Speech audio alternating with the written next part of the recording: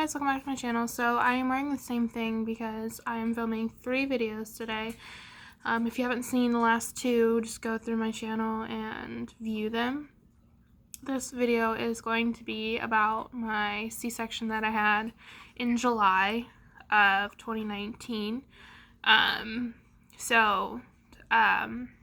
this is going to start, it's how everything would happen, like my birth story. So I was around 32 weeks pregnancy. I had postpartum diabetes, or I'm sorry, not postpartum, gestational diabetes, and I was doing insulin. So I was laying in bed and I started to feel contractions. And I told my doctor, and they're like, okay, that's Braxton Hicks contractions.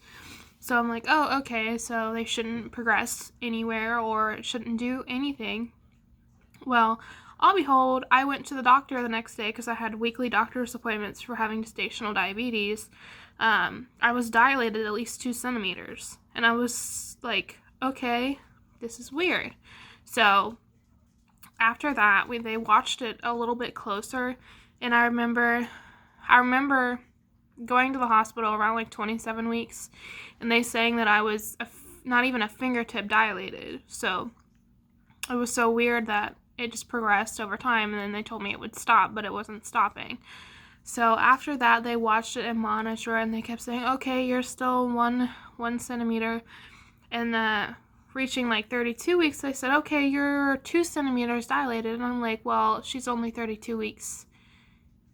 And they said, well, we need to stop your labor. So I was in preterm labor, so they gave me a bunch of medicines. I don't remember the medicines they gave me. I think one of them was Picardia, and I don't remember the other one. It was like in a shot form. But at 32 weeks, I went into premature labor, and they stopped it. And then at like 34, I kept having these contractions, and I didn't know when my body was about to go into labor because I just didn't know, like, are these Braxton Hicks contractions? Are these real contractions? Like, my water's about to break. So I kept having those for a few weeks, and then there was this one night where, like, I kept going to the hospital because I was leaking fluid, so they wanted to make sure, like, it wasn't my water breaking.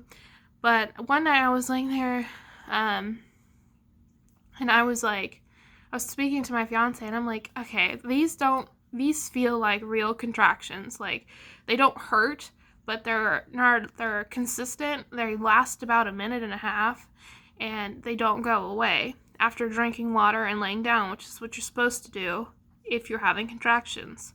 So we went to the hospital, and they're like, okay, well, you're 3 centimeters dilated. And I'm like, why am I 3? I just went to the doctor the other day, and they said I was 2.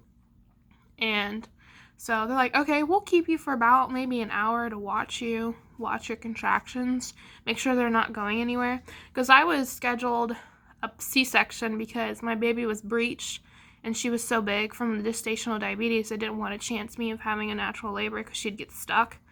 But after that, after an hour, they came in like, okay, you know what, you're 4 centimeters, prep the OR, we're getting your baby out. And I was sitting there like, are you serious right now? Is this really? And my flight or fight was, I was about to run out of the hospital. I was so scared. And keep in mind, this is like one of my first surgeries ever. I was so scared. I remember going in there and I was just shaking throughout the whole C-section. So after the C-section happened, I got to hold my baby, and it was amazing. It was very hard to go through because the recovery process is not easy at all. It's very hard, actually. And after that, I got postpartum preeclampsia, which I didn't even know was a thing. I thought you got it before and during your pregnancy, but apparently you can get it afterwards. So I had that. But now I have a 4-month-old big blue-eyed baby, and she's amazing, and I wouldn't trade her for the world, and I can't wait to have more babies. So yeah, that was my story. It was not easy, and I give all thanks to every mom out there, either vaginal birth or C-section. You guys are all proud mamas, and you make it show, and don't let anyone tell you different. So that was my C-section story. If you have any questions, just leave them down below and just let me know what next video you would want me to post. I can't speak, but thanks guys. Bye.